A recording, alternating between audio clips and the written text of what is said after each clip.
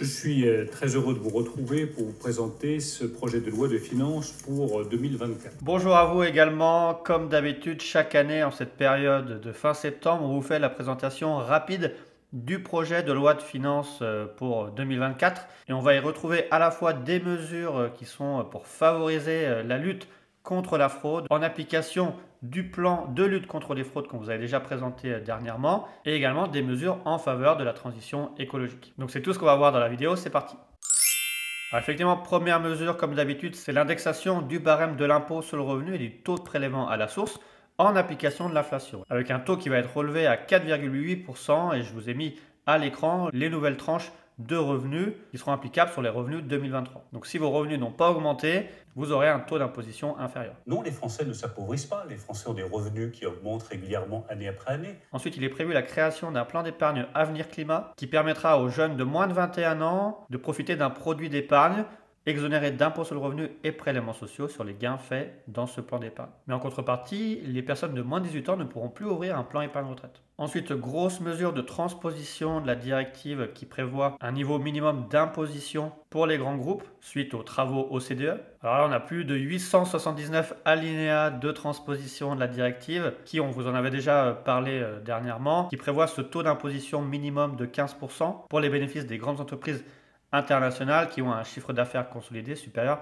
à 750 millions d'euros. Alors le but n'est pas de rentrer en détail dans ce régime puisqu'il sera sûrement également amendé et on vous le présentera dans le cadre de la présentation de la loi de finances pour 2024 et on essaiera de clarifier au maximum tous les calculs et retraitements à effectuer dans le cadre de cette nouvelle mesure qui, comme j'ai dit, va s'appliquer à partir des exercices ouverts à compter du 31 décembre 2023, sauf pour la règle des bénéfices insuffisamment imposés qui, elle, va s'appliquer à compter des exercices ouverts à compter du 31 décembre 2024. Ensuite, on a également la création d'un crédit d'impôt en faveur de l'industrie verte, qui là va s'appliquer sur demande et agrément, et permettre de bénéficier d'un taux minimum de crédit d'impôt de 20% au titre des dépenses faites dans certains secteurs, notamment la production de batteries, l'énergie solaire, les turbines éoliennes et les pompes à chaleur. Donc il y a plusieurs conditions à respecter. On y reviendra également dans le cadre de la présentation de la loi de finances pour 2024. Ensuite, il y a plusieurs mesures pour l'aménagement de la fiscalité du logement, avec la prorogation du dispositif prêt à taux zéro, mais avec en contrepartie un recentrage du dispositif. On a également une prorogation de l'éco-PTZ pour les travaux de rénovation énergétique. On a également en article 7 la prorogation des dispositifs de soutien dans certaines zones et également un recentrage des dispositifs de soutien dans les zones rurales qui va s'effectuer dans le cadre de ce plan France Ruralité pour créer un zonage unique appelé France Ruralité Revitalisation, sur lequel il y aura des avantages fiscaux simplifiés. Et ce nouveau régime devrait s'appliquer à partir du 1er juillet 2024. Ensuite, on a la mesure qui était déjà attendue, c'est l'aménagement de la suppression de la CVAE qui va finalement s'échelonner sur 4 ans jusqu'à 2027, même s'il est prévu dès 2024 la suppression de la cotisation minimum de CVAE. Ensuite, on a une mesure d'encadrement de l'IFER, également une partie en article 10 de mesures nouvelles en matière de TVA, et notamment la transposition de la directive concernant le régime particulier des petites entreprises, qui va permettre finalement de rester en franchise de base de TVA, non seulement dans son état d'établissement, mais également dans les autres États européens, si on a un chiffre d'affaires inférieur à 100 000 euros. Également, il y aura un aménagement du plafond de franchise de base de TVA qui va être redescendu à 85 000 euros, avec de nouvelles modalités de franchissement et de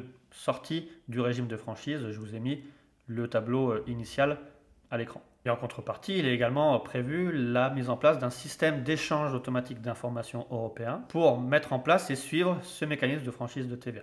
Et en complément, on rappelle également la mise en place des mesures CESOP à partir du 1er janvier 2024 du transfert des informations par les prestataires de paiement. Ensuite, on a certaines mesures, notamment sur l'adaptation des tarifs d'accise, sur la réduction de dépenses défavorables à l'environnement, notamment sur les produits pétroliers. En contrepartie, le renforcement d'incitations fiscales pour l'utilisation d'énergies renouvelables dans les transports, ou pour renforcer le caractère incitatif de la transition énergétique dans les véhicules, et également la mise en place d'une taxe sur l'exploitation des infrastructures de transport longue distance qui initialement ne devait pas être répercutée sur les usagers, mais on a déjà eu des communiqués comme quoi il y aurait une hausse des tarifs pour les utilisateurs. Également une réforme des redevances des agences de l'eau, la suppression de certaines dépenses fiscales inefficientes et taxes à faible rendement comme d'habitude, notamment celles prises dans le cadre du Covid.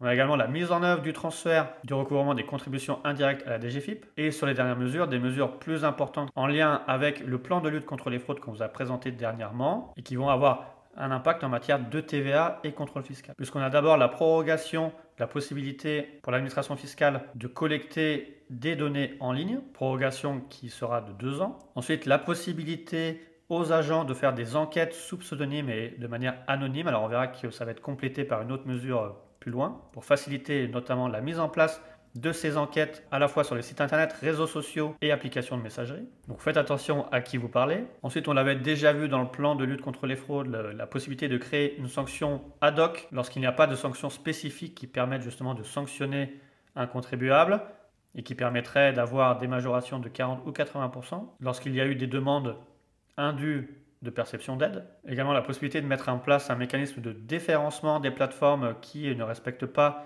les obligations sur les redevables à la TVA depuis un État situé hors Union européenne. On a également une mesure spéciale dropshipper sur la TVA à l'importation qu'on vous avait également déjà présenté et qui fera que ces dropshippers vont devenir redevables de la TVA à l'importation sur les ventes à distance de biens importés, sauf s'ils peuvent s'assurer que la TVA est perçue sur l'intégralité du prix du bien lors de l'importation. Et enfin, pour lutter plus efficacement contre la fraude carrousel, il est mis en place un mécanisme d'autoliquidation de la TVA aux opérations de cession de garantie d'origine et de certificats prévus par le Code de l'énergie. Ensuite, toujours en matière de lutte contre les fraudes, on a la création d'un délit de mise à disposition d'instruments de facilitation de fraude fiscale. Alors là, je vous ai mis l'article puisqu'on aura des peines d'emprisonnement maximum de 3 ans et une amende maximum de 250 000 € pour les personnes qui vont mettre à disposition des outils juridiques, fiscaux, comptables ou financiers pour permettre de se soustraire, bien sûr frauduleusement, à l'impôt. Et on voit que ça peut passer par l'ouverture de comptes à l'étranger, l'interposition de personnes physiques ou morales ou fiducie trust à l'étranger,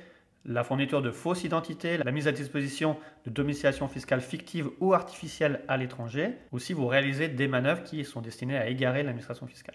On voit qu'en plus, les sanctions sont majorées lorsque vous avez communiqué en ligne sur vos services. Toujours en lien sur la lutte contre la fraude, on aura également la création d'une peine complémentaire de privation des droits à réduction et crédit d'impôt en cas de fraude fiscale. Et là, on aura une privation de crédit d'impôt, réduction d'impôt sur l'impôt sur le revenu ou impôt sur la fortune immobilière d'un maximum de 3 ans, en complément des autres sanctions. Également, mesure attendue, c'est le renforcement des mesures de contrôle en matière de prix de transfert, et notamment maintenant le fait que les sanctions vont passer à un minimum de non plus 10 000 € mais de 50 000 €, une obligation d'avoir une documentation complète à disposition de l'administration fiscale dès que vous aurez un chiffre d'affaires ou un actif brut au bilan supérieur à 150 millions d'euros et non plus 400 millions d'euros. Il est également prévu, comme on vous avait présenté dans le cadre du plan de lutte contre les fraudes, que la documentation de prix de transfert que vous allez donner à l'administration fiscale vous sera opposable et que s'il y a un écart constaté entre la méthode que vous appliquez réellement et les éléments communiqués à l'administration fiscale, il y aura un transfert de bénéfices présumé. Et il y a également un renforcement du délai de prescription sur les actifs incorporels. Ensuite, dernière mesure en matière de renforcement des contrôles fiscaux qui vise notamment à améliorer les conditions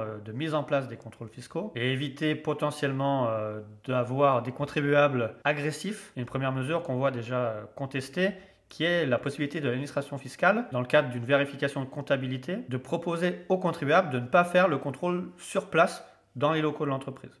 Et s'il n'y a pas d'accord ensuite entre le contribuable et l'administration fiscale sur le nouveau local de mise en place du contrôle, les contrôles pourront se faire dans les services des impôts. Et enfin, dernière mesure qui rejoint la partie de pouvoir enquêter de manière anonyme sur les réseaux sociaux, services de messagerie, sites internet pour les inspecteurs des impôts, notamment en matière de crypto. On en a parlé également dans notre plan de lutte contre les fraudes.